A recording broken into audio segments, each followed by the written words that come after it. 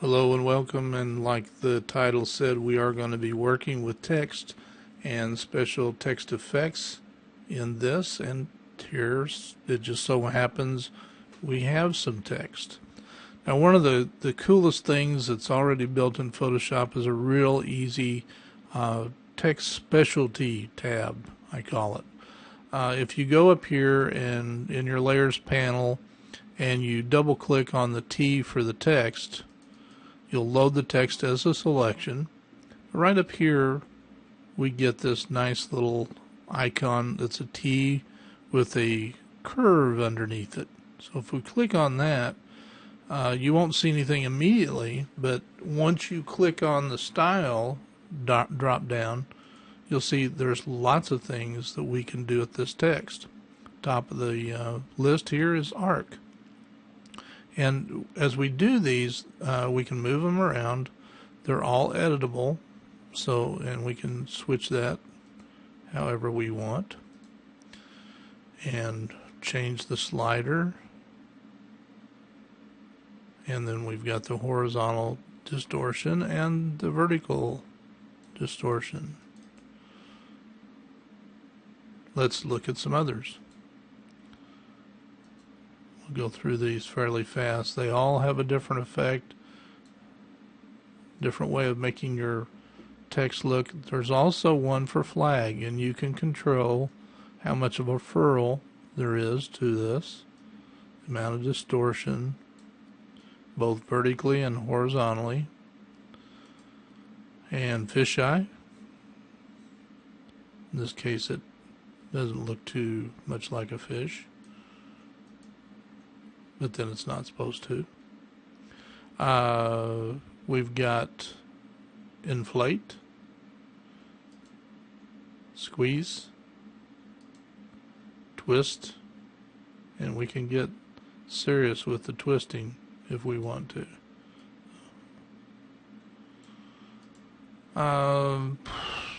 There's the fish that I tried to find a while ago. And so you've got all of these things that you can play with, and click OK. And if we don't, and we need to go ahead and commit this, we can click on the move tool. And here's the effect. If we don't really like that, we can go right back into the layers palette, double click right on this layer with the curve underneath the T, and it brings it right back up again, so we can go right in and start experimenting once again with what we might want the text to look like. So that's a nice built-in thing that we can do with text right in the program without any special abilities on our part, so to speak. Alright, I'm going to click on the commit this time, and you see some warping there with our text, and that's fine. That's what we're going to leave it at right now. You also have, if I select this again, you've got a 3D here. If you have Photoshop CS6 or 5 extended, I'm not sure that it works the same way in 5, but CS6, the 3D tool is right here. I'm not going to demo that because a lot of folks that will view this will not have the extended version. So we'll just keep with the what we've got and what we know comes with Photoshop Basic. Now there's always folks that, and this text is editable by the way. If I wanted to go in here and change any of this typing, what it says,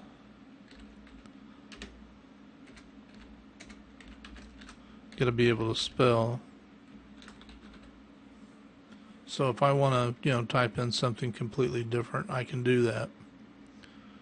Okay, I like to have fun with text, and when I think of Roman army or Roman legion, I think of steel, swords, and so forth. So I ran this little trick over it to come up with this chiseled look. And I think it looks pretty decent. And I also came up with this one. This one's totally differently made, and it's got a little bit of, if I double click on this, well, I've already committed it, so I can't undo the special effect. But this is basically an overlay of color. So it doesn't interfere with my chisel, but adds a little drama to the text. So let me just turn those things off so they're not in our way, and let me create these. So I click T or press the letter T on my keyboard, and I left click with the mouse and drag a nice selection area, and I'm just going to type in Roman Army.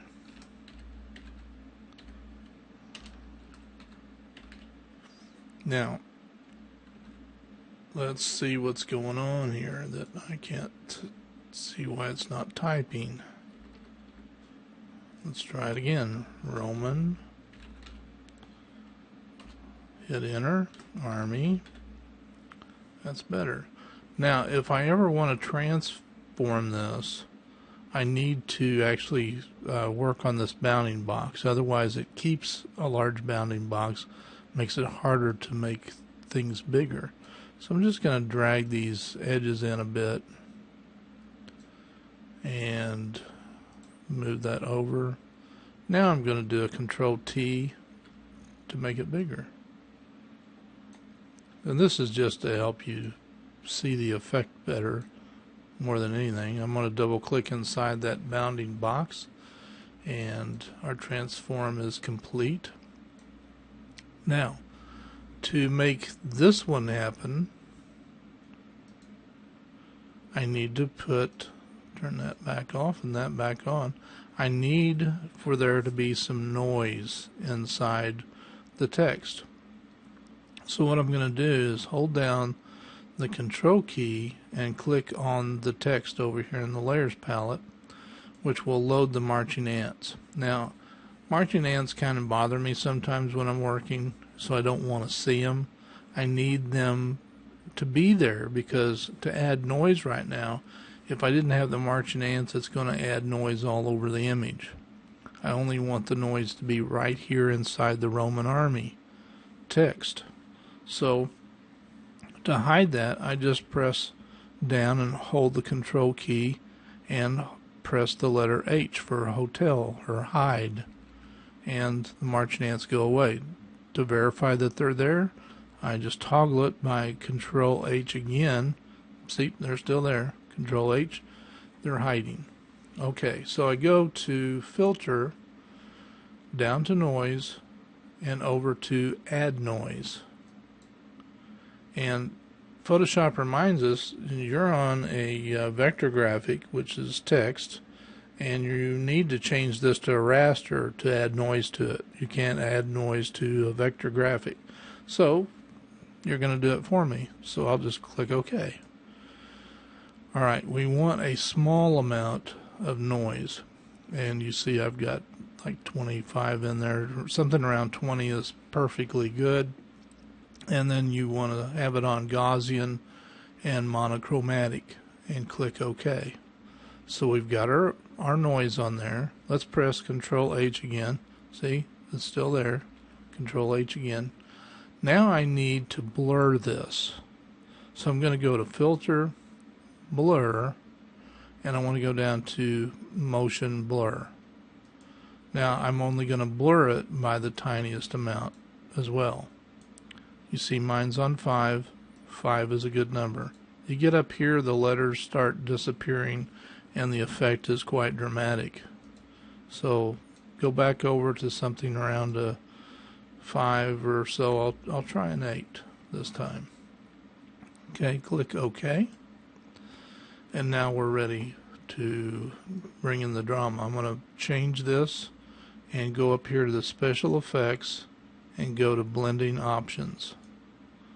And I'm going to resize this real quick so I can see the right window would be helpful. There we go. Bring this over. On the blend mode, that's fine. I need to be down here on Bevel and Emboss. A inner bevel is good. If yours hasn't defaulted to that, switch it to inner bevel. Technique, chisel hard. Now you notice we've got a 3D effect already going.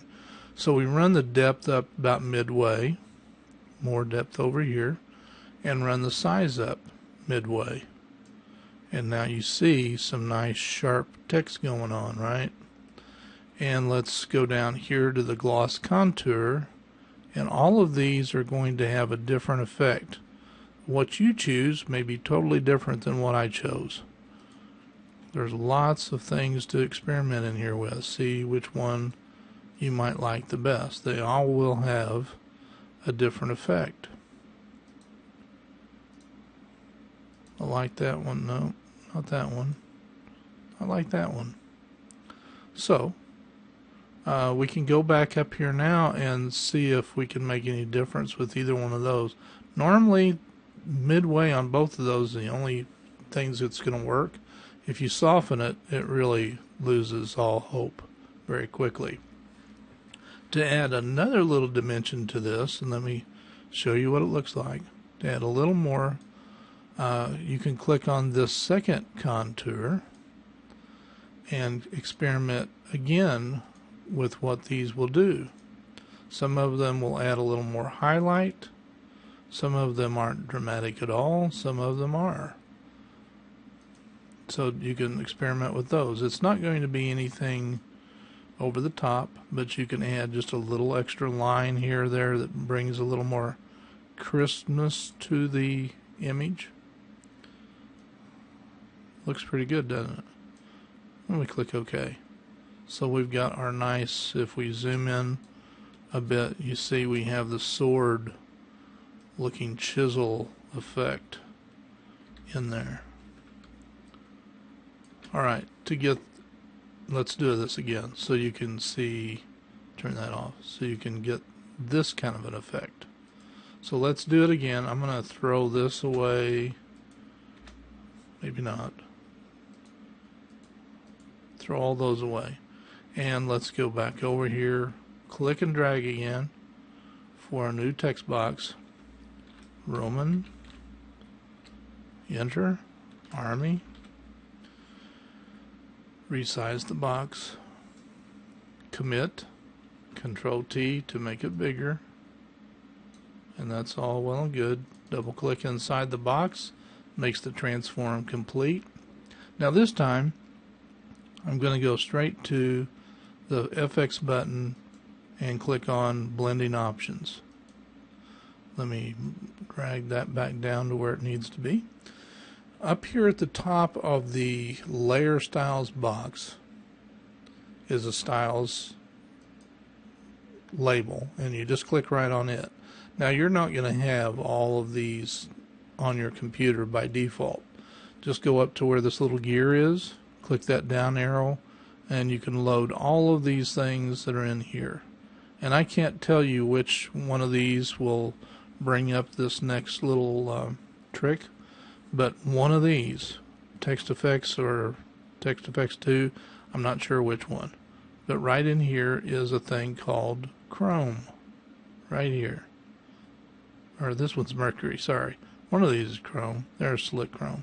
Both of these have a very similar effect, but I'm going to click on Mercury because I like the shininess of it, and you see it right away. Now the next step is to go back to Bevel and Emboss again, and here we want to change that to Chisel Hard. And again, you can experiment with these sliders, but I had it better. Let's try this direction size thing is not really changing. So now we can go down here to the contours and experiment once again with what each one of these does until you find something that really works for you, and you see better on some of the letters what's taking place. Let me move that a little bit here.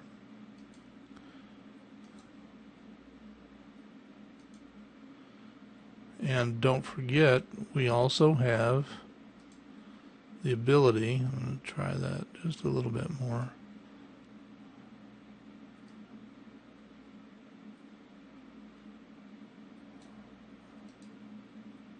There, I like that a little bit better.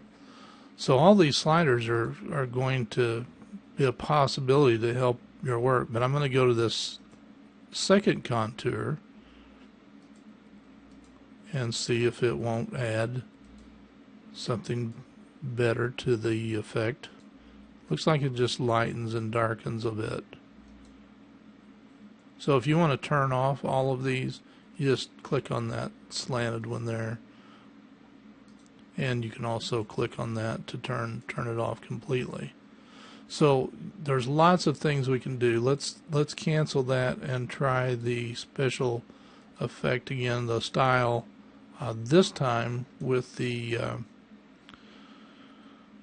come on up there, the chrome, sorry. And notice its contour is already different. Click on bevel and emboss, put this about in the middle of the way, and see what they'll do. This one looks like it needs to be closer to the edge, and change it to chisel hard. That's going to make a big difference. May like the effect on this better than the mercury. So now let's play with the contours again, and that's not a bad look. This is a lot more polished look than the first one I did. This one has more reflective surface, so we can make it look a little more refined. And I'm just going to quit playing and show you what I did to get the red color on there. I went down to was it color overlay and switched that. Yeah, so you can have some of this just appear on the text, and you can control how much goes on there, so it makes it a little more dramatic. It could be any color. Golden color sometimes looks pretty cool.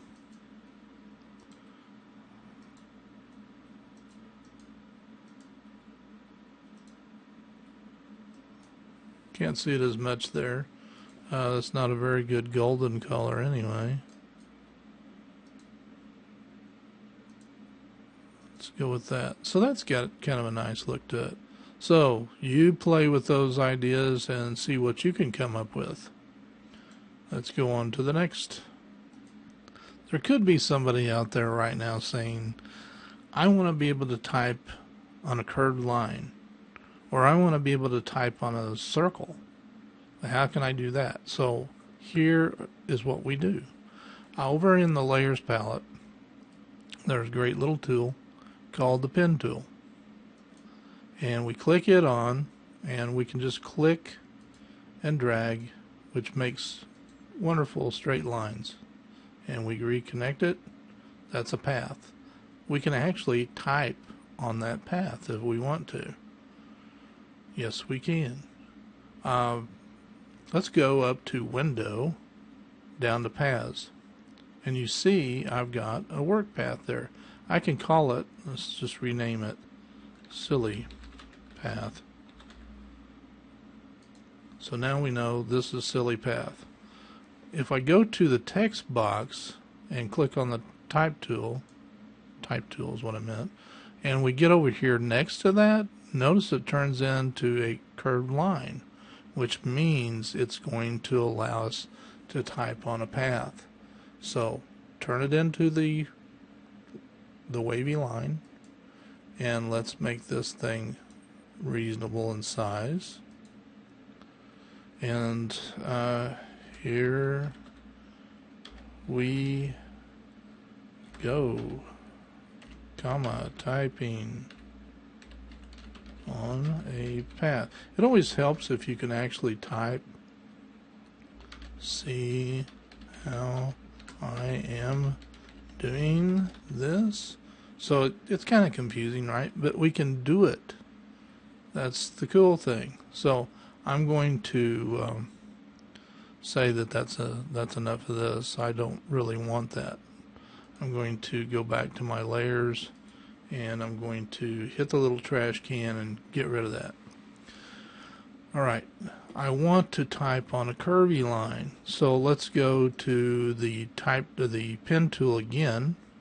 This time when I click, I'm going to hold down the mouse and keep it held down, and I'm going to drag it. So I click and drag.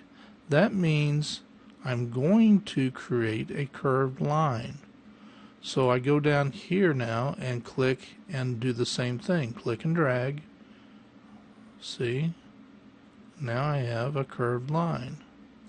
I can go down here and click again and have a curved line going that way. Now if I just click without click and dragging, I get a straight line next. See? So I'm going to undo a couple of steps here, and I just want this curvy line. So let's get the paths back up here, and I don't want the silly path anymore, so let's get rid of it. This is the new one. If I click on it, you can see it. Go back, click on the type tool, come back up, and there's our little curvy line. We go typing on a curvy line. And notice nothing happened. If this happens to you, just simply go back over here to this tool. This is the type selection tool, and make sure that your path is selected. Come up here and click, and that didn't help. Got to be on the right one. And what I'm going to do is click on this and drag that down. Okay, so here we are typing on a curvy line. Now let's click. Now remember, I was on this tool, the pen tool, to create the line, and I went down here and clicked on the path selection tool so I could get in there and fine-tune it. See? Alright, now what about typing on a circle? Or what if I create a selection of something and I want to type on a selection? Well, we can't really type on a selection. Let me get rid of these things here. Throw this away. And let's go back to paths because we have this still showing. Get rid of that. Alright, let's make a circle. So we make a circle with the rectangular marquee tool, switch it over to the elliptical marquee tool. We can click and drag any shape of circle we want, but to make it a perfectly round circle, we need to click with the shift key held down, and it's always going to make us a perfect circle. I apologize for that. Get it back over here. Let me do that again. Shift, click, and let go. So we have a perfect circle. If I click on the type tool now and try to go up there and type, it does not turn into that curvy line, right? So we can't type on it. That's basically what that means. So now all I need to do is go up here to Window, back down to Paths again, and notice right down here there's a circle with a tip coming off each of the four directions, kind of a star looking thing. If I click on that, or if I hover on it, it says make work path from selection. So it's going to give me a path based on the selection I made, the marching ants. So click that once. Now we have a path. No more marching ants. So if I go over here to the text and come up here, it's a curvy line. Now is the time for all good men to come to the aid of their country.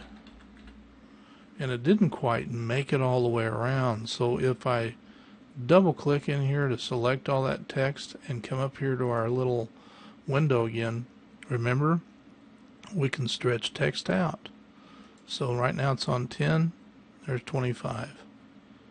Let's try 27.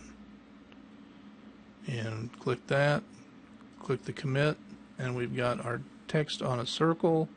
And guess what? We can Control T this, and we can reshape it. Hold down the Shift key, it stays a perfect circle.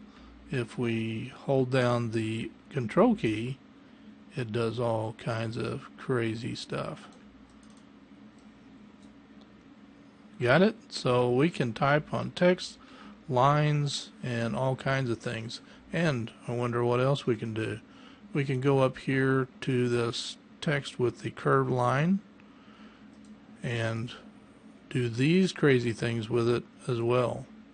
I can't imagine what the flag will do to it. Let's just see what that looks like. And commit.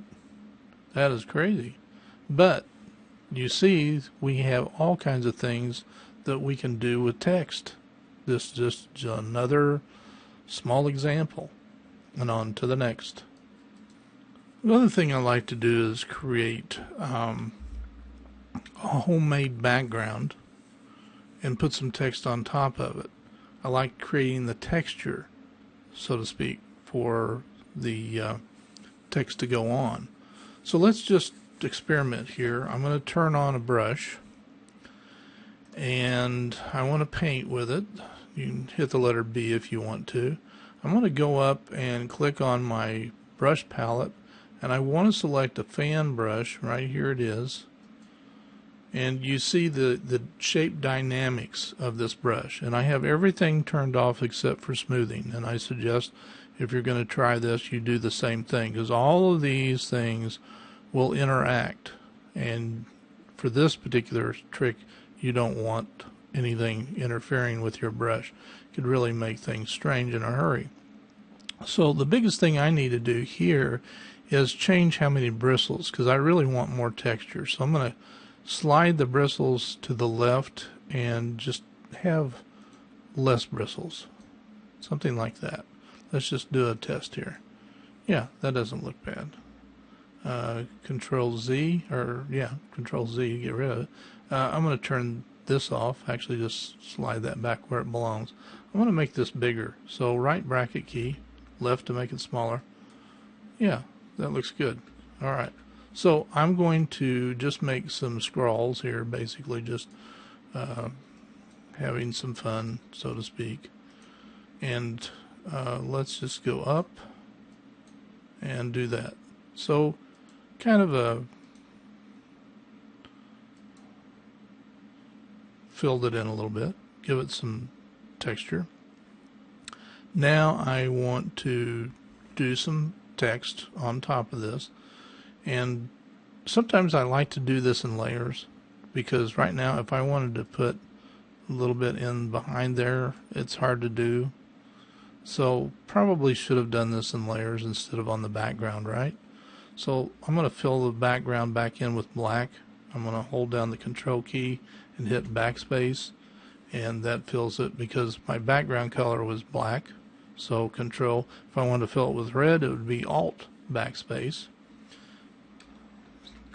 like that, and Control backspace. So let's put that on its own layer. So a new layer, and here we go again. I'm just gonna have some fun here. One of my favorite things is making that, and do this, and then that doesn't look so great. Let's try it down this way.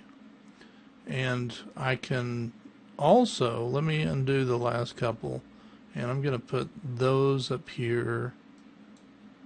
Wow, I'm shaky. And do this. And underneath it, I can go ahead and fill that up if I want to. And if I go too far, I can turn on my eraser, right bracket key to make it bigger, and I can erase that without interfering with the top layer, right? And I can do that everywhere else. I can paint some more, brush on, brush off. And up here I'm going to put some text on. So here's the text I added, and you can see what all I had turned on. And best thing to do is to write those things down. If this is a text that you really like, you might want to write those things down that this is made of. I'm going to do a Control T, and basically this was done the same way as we did the other text, using our bevel and emboss. So Control T to make this bigger. And there's too much space in there, right? So let me commit to this. I'll just hit enter, and let's double click inside. Well, I can't bring it back together anymore, can I? This is no longer an editable text layer. So that would be a perfect reason to make sure you turn things into smart objects, because I could go back and rework this otherwise and kind of collapse those. Well, what am I going to do with it now that I've don't have it that way? Let's try something. Let's click on the rectangular marquee tool and select just that and do a Control J, and let's see if go down here on this layer and right click and hit backspace, and now I can't see everything that's in here, but this is the copy of just the red, and this is where I had both red and dragon, and I just went back and killed the dragon, or the red part. So now I can click on the move tool, press the letter V, and let's select both of these layers, and hold down the shift key, and they're both selected. So now I can move them up together. Alright, and I can still transform them together because both layers are selected together. Okay, if I want to change the drop shadow, I can double click the drop shadow and make it more or less better. Spread it a little bit. Use global white. Now, the same effect isn't down here on this one, although I prefer this one over this one. I want you to see this. If I have different items that I've run over here, different settings in here, I can right click on the FX and go down to where, let me scooch this in so you can see. Right click on the FX, and I'm going to go down to where it says copy. Again, can't see that. Try again. Still can't see it. Don't know if I'm going to be able to show you this. Right click and copy layer style. Sorry, it's out of your area of viewing, but I'm going to copy the layer style and go down here and click on this and right click, and I'm going to paste the layer style. So now when you look, you'll see that the same exact features are on each one. So I can always do that on a layer. If I've got really cool effects on a layer and I want to copy them to another layer, I just go over to the FX, right click, and copy layer style. Go to the layer I want it on and paste layer style. And it works perfectly every time.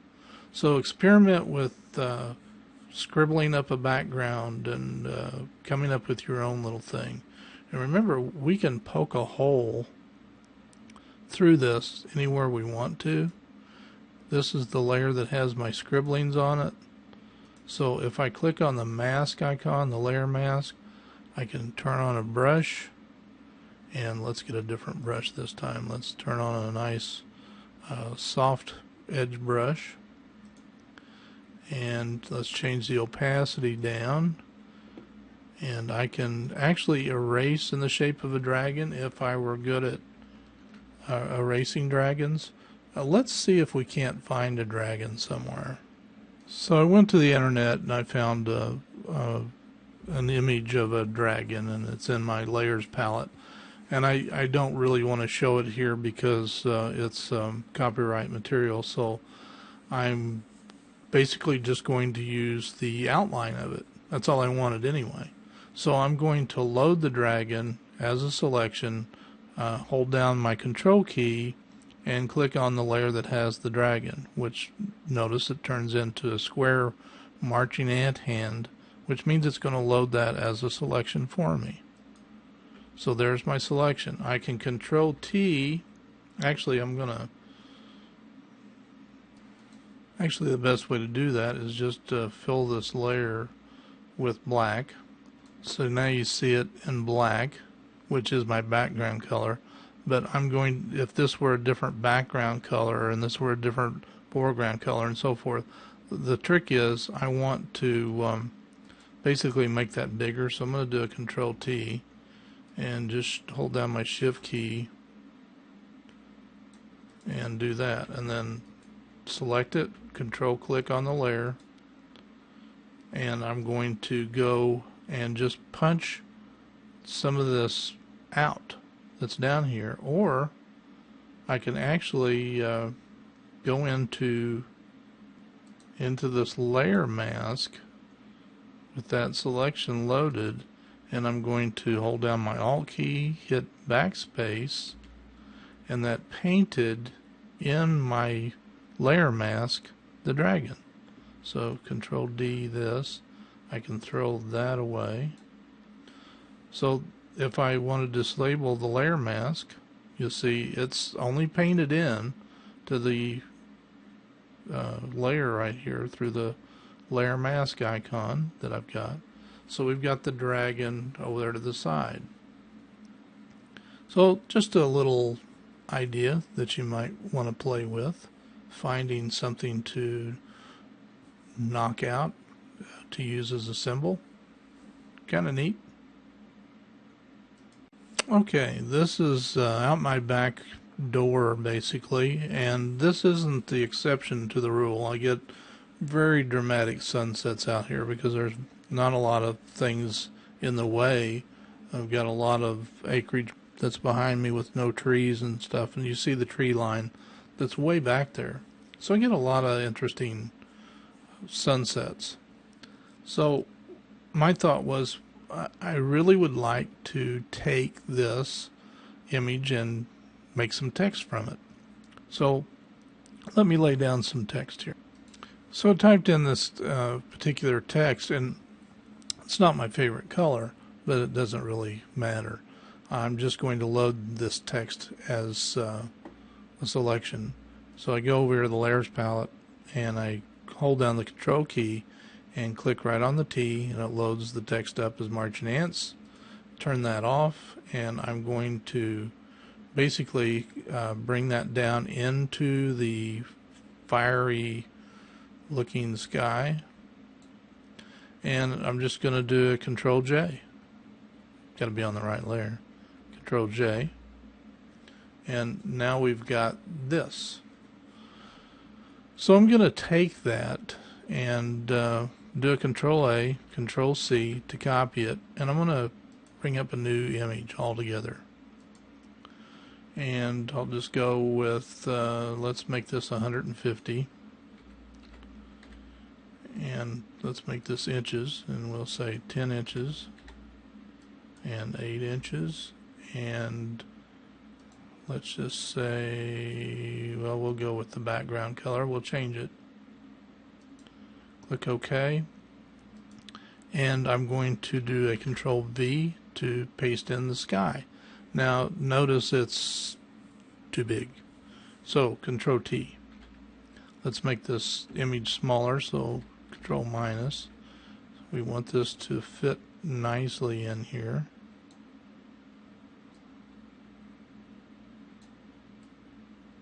And double click. Let's make this whole thing bigger. Control 0 to fill that up. Now what I'm going to do is, you can't really see a lot of detail there, so let's do a Control L for levels and bump this contrast up a bit. Click OK. I'm going to sample the colors here to make my background. So I'm going to create a new layer and just slip it down here below. And I'm going to click on a gradient. So I click on the gradient tool, go up here to the gradient editor. And what I'm going to do is I want this to go from color to color, so to speak. So I'm going to, I can just, make my own, but I'm going to click right here and load this up. Let me move that over a bit.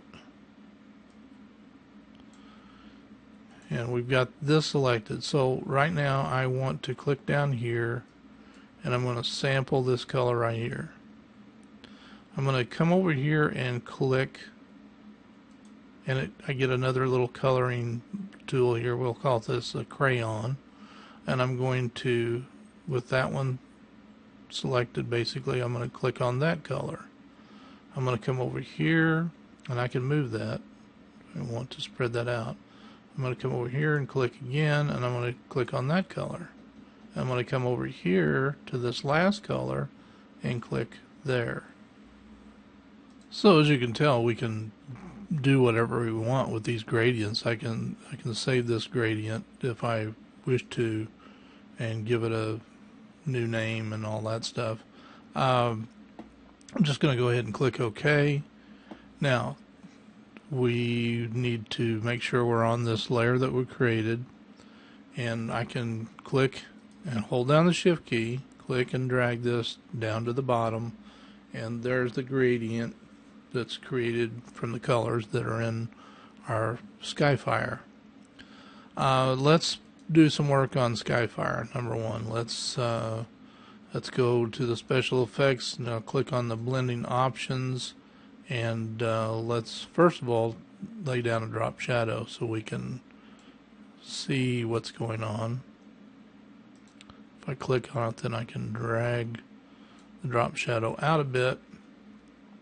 I can do the bevel and emboss stuff to more cleanly see this, and we have more definition around it. You certainly don't have to do that to make your, this is putting too many lines on it, so let's turn the contour there off and see what we can get off these contours.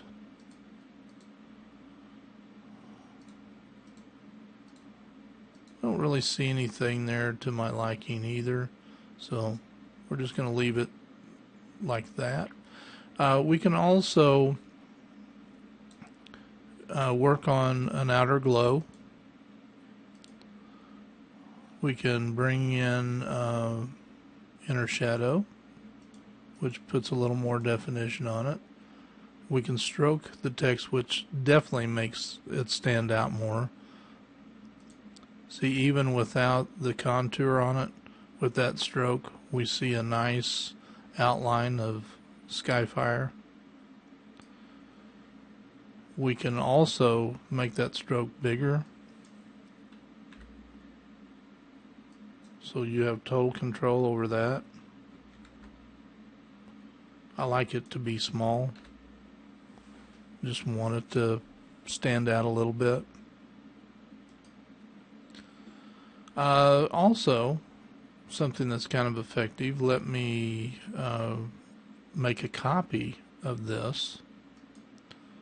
I'm going to just do a Control J, and I'm going to, and this is just an exact copy of that, I'm going to go in here and Control T.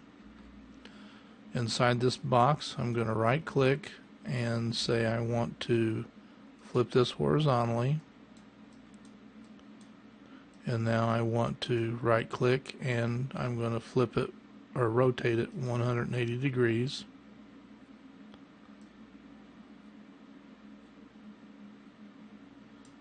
And I'm going to double click inside the box to commit the transform.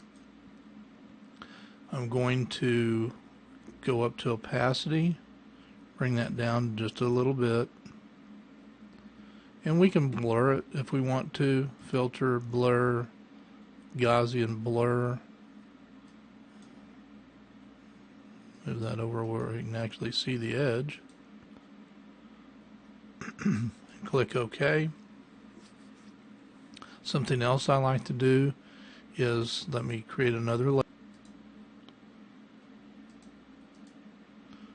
right above the other, and I'm going to go back to my gradient, and I want to switch this from red to transparent, but I'm going to make it black to transparent by switching these. And I'm going to do a gradient, hold down the shift key just to build in a little bit, Control Z that. We go a little bit further. There we go. So it's like it's got a surface there, and we can build that up even more if we want to, another layer. So we kind of get that.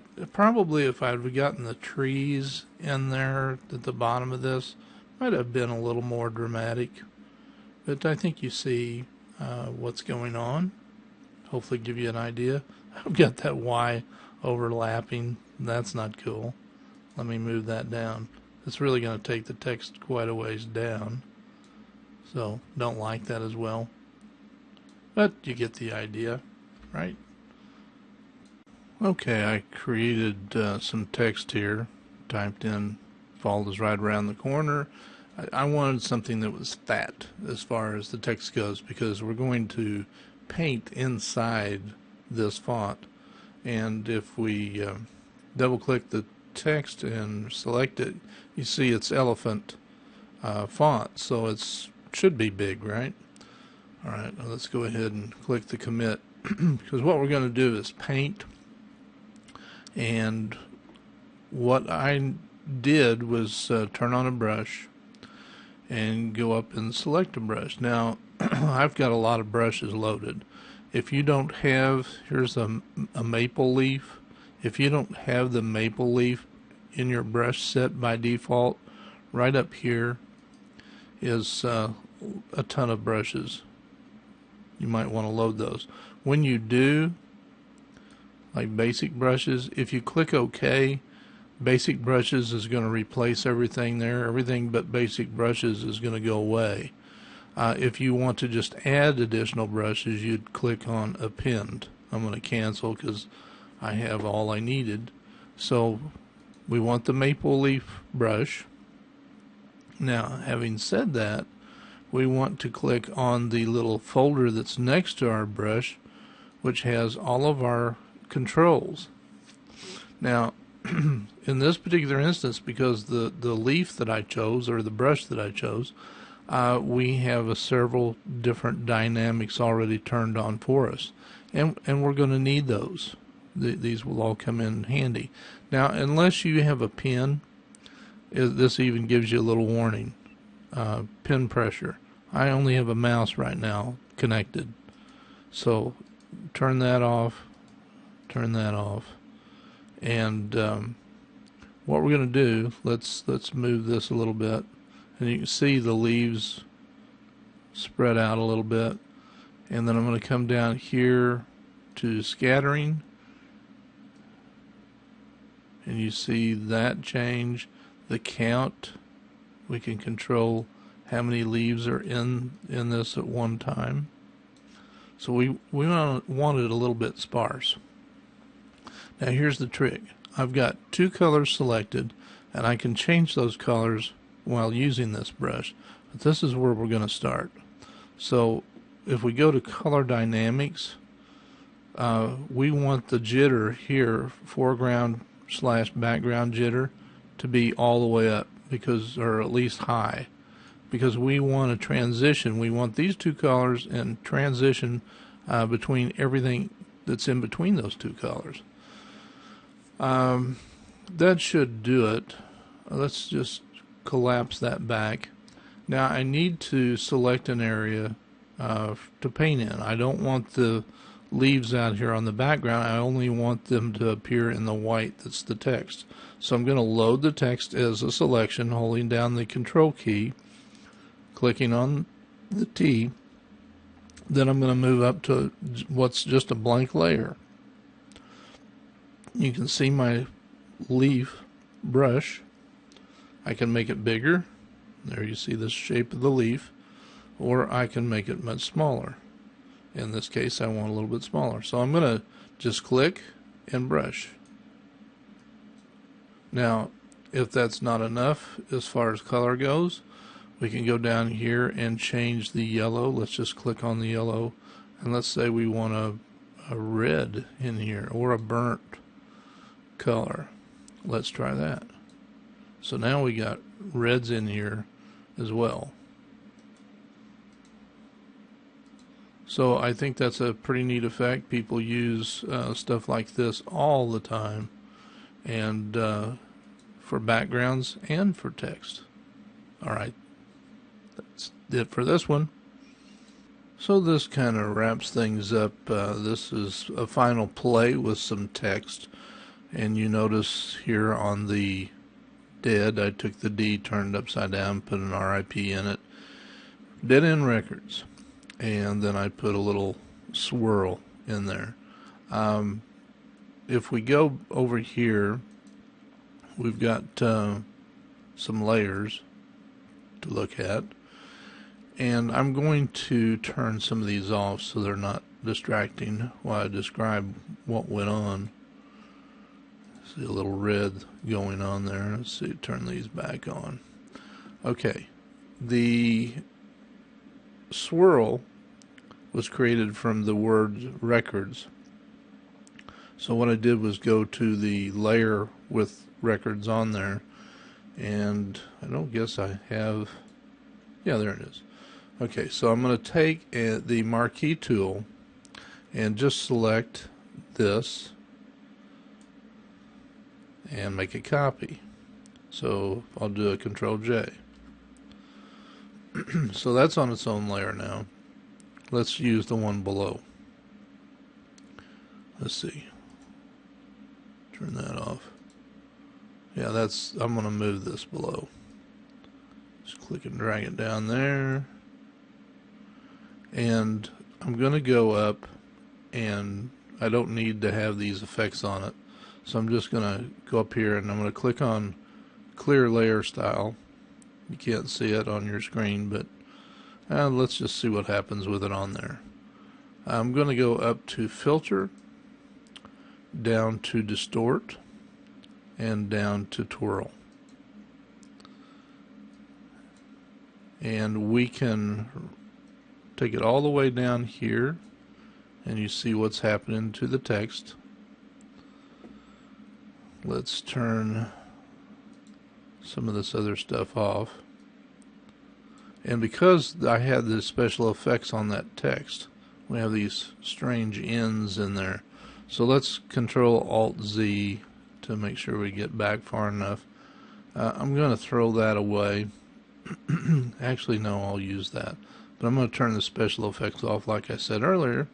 Right click on the FX and then go down to Clear Layer Style. Clear Layer Style. So now I'm going to do the same thing again. Filter, Distort, Twirl, and just click OK. And we still have the After Effects for some reason. But anyway, what I did was Control T to transform this, held down my Control key so I can squash it. And I can make it any size I want, any look I want. So I can do Control T, turn on my Move tool, and I can move it down a little bit. It kind of has a record spinning look, hopefully. So here's with that on, and then I had the RIP somewhere else. There I did a red one. Can't find my RIP. There it is down here. Don't know where it is up here, unfortunately. There it was. And I could turn one of these off anyway. So what I did here with the text, let me just make a new file here. I actually did type the, let's just turn on the move tool, or I'm sorry, the text tool, and type dead. Although I want, let's make this so we can see it, this to be much smaller. I don't really want the D because I have to handle it separately. I'm going to commit the text and move it over, and then down here I'm going to hit the type tool again, and then I'm going to do the D. Control T, and do that. There we go. I can actually hold down my control key, and since this is lowercase, use lower here. So that's the dead. If I did it in all caps, then it would actually look like mine. And commit. Down here, capital D.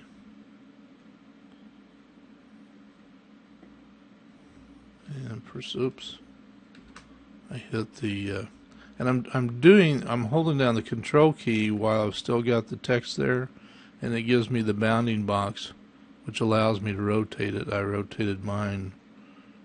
If I hit shift, it'll straighten up right where it needs to be, kind of a bounding box. Then I move that up. Now obviously the font's totally different than what I used before, but you get the idea on how I created this. And then I did a separate little layer that had the RIP on it.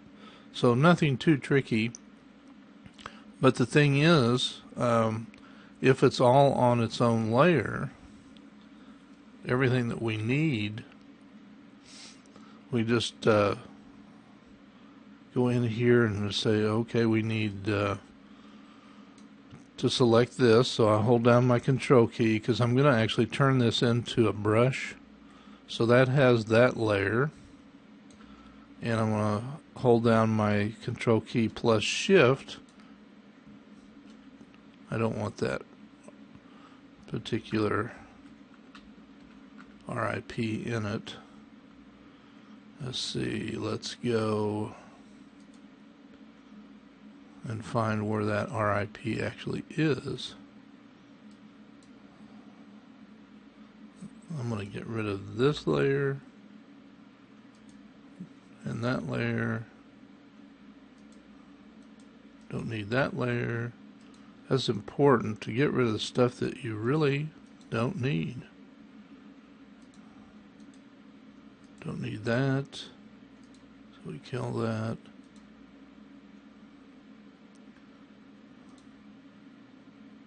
So I'm going to Control Shift click, and that's got everything selected. Okay, then we go up to Edit, Define Brush Preset, and I'm just going to say Dead End Brush